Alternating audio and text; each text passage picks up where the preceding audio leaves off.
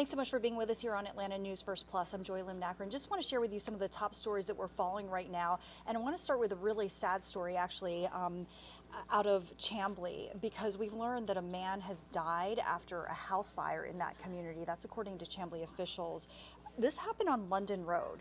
And you can see this video of DeKalb County firefighters on the scene last night. Firefighters got the call around 10 o'clock last night, and as they pulled up, they say several people had already escaped the home, but firefighters did have to go in and rescue 2 more people. One of those was a man in cardiac arrest, and he was taken to a nearby hospital.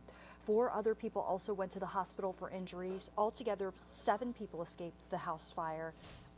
2 of them were kids. Firefighters say they're not sure how all the people were connected, but they're just thankful that mostly everyone got out due to their efforts. However, again, 1 person has died. Guys and girls do a very good job of getting water supply, gaining access to the home, and doing what they have to do to save property and lives. The cause of this fire is still under investigation, but again, the unfortunate headline here is that a man has died after this house fire.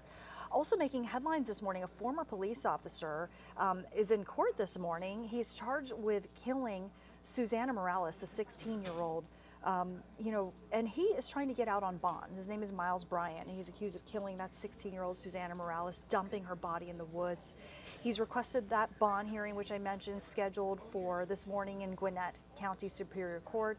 We're following this to see what the outcome is, whether he's going to actually get bond, so keep it with us to find any updates on that. Sounds like the former officer's attorney is trying to convince the judge to let him out, before trial, as he's awaiting trial. But it was last July of last year when 16-year-old Susana Morales went missing. She was walking home from a friend's house at the time. 7 months later, a passerby found her body in some woods some 20 miles away. And a weapon was found near her body, which Gwinnett County investigators said belonged to then Doraville police officer Miles Bryant.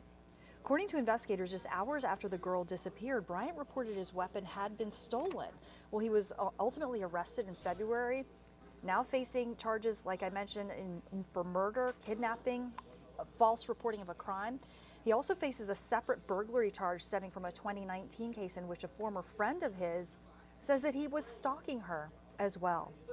We're less than a week away from witnessing history. When King Charles is crowned next weekend, it'll be Britain's first coronation in 70 years. And a military veteran from Georgia is among those who witnessed the celebration for Queen Elizabeth II in 1953. The images have faded, but Max Hancock's memories of Britain's last coronation still very sharp. He was 19 years old when he was stationed in England with the Air Force in 1953. And on that special day, he took a train into London with some friends to see the Queen's coronation. It was packed with people. There was 1 million+ people. Seeing that parade, seeing the enthusiasm, I knew I was seeing something special. And you can watch the ceremony right here on Atlanta News First on Saturday, May 6th. And it's actually starting bright and early at 5 a.m. A local student in our area is really making a name in her sport in cycling, and she's actually part of a pro team. So it's really remarkable for such a young person to do so.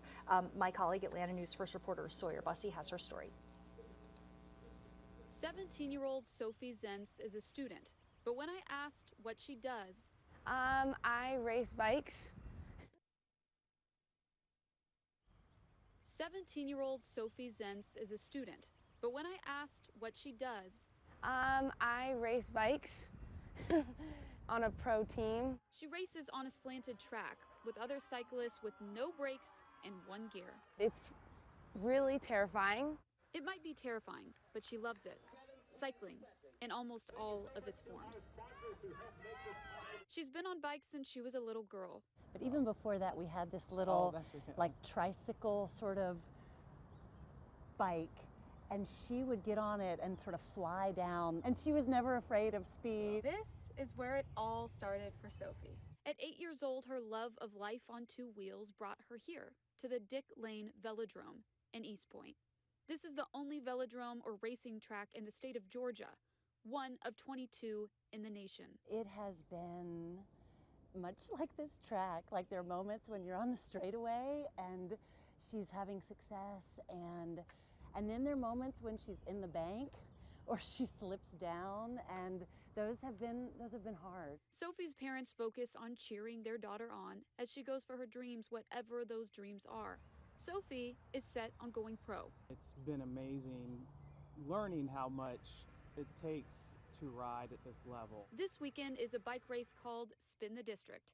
Sophie will be the youngest competitor in her bracket, according to the organization running the event.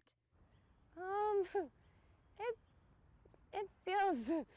She has a little nervous excitement going. The whole point of this journey has been to encourage Sophie to have fun. Now, the pro world is opening up to her. Sawyer Bussey, Atlanta News First. So incredible for such a young person to accomplish that. Okay, I want to show us a look outside because meteorologist Rodney Harris is telling us maybe it's going to be a beautiful day, maybe? There will definitely be a beautiful day, Joy. No maybe to it. It'll be fantastic. It's a bit on the chilly side, as you know. We've already been outdoors this morning. That's just going to kind of be our pattern here for the next several days, so keep that in mind as you get out and about here. That's a live look, by the way, over Buckhead, where you are seeing an amazing start to your day. I do want to point out that we have the 40s that will be in the forecast for much of the week, so that is something that we'll have to deal with here across Metro Atlanta. And a lot of people have been asking me, when do the 40s end? It's like May 1st, and we are still seeing the 40s. So I wanted to show you a little bit of statistics that we looked up. We don't typically see our last 40-degree day in Atlanta, that's the 40s, until May 10th. Okay, so even though we are definitely below average, when we look at all of our data going all the way back since our records have been kept, the last of the 40s typically happens on May 10th, which is about a week and a half from now. Last year we were in the 40s for the last time on April the 27th, so we were already done with the 40s at this point last year. But the latest on record, the latest in the year that we've gone with the 40s in Atlanta was June 16th. That was way back in 1917. So that just gives you a little bit of perspective on how often we see the 40s, or how late in the year we see the 40s. And that's something that we will see basically for the rest of the week. So just prepare for that as you are out and about each morning. Right now, we are warming up. It's 59 degrees in Atlanta. We are even seeing some low 50s in the mountains, 52 degrees in LJ and 52 in Blairsville. That blue that you see, we're still seeing some 40s up in the mountains, but you are even starting to warm up. So our warming trend is already ongoing, which is certainly good news, and that'll continue to be the trend here through the rest of the week. I want to take you to the pattern because we've had a couple of things happen here over the past 24 hours. This time yesterday, we had a center of low pressure that was right over Georgia. That was producing rain for us here in North Georgia and Metro Atlanta, but because it was so cool, it was in the morning, so we didn't really have any heating, so it's just rain for us.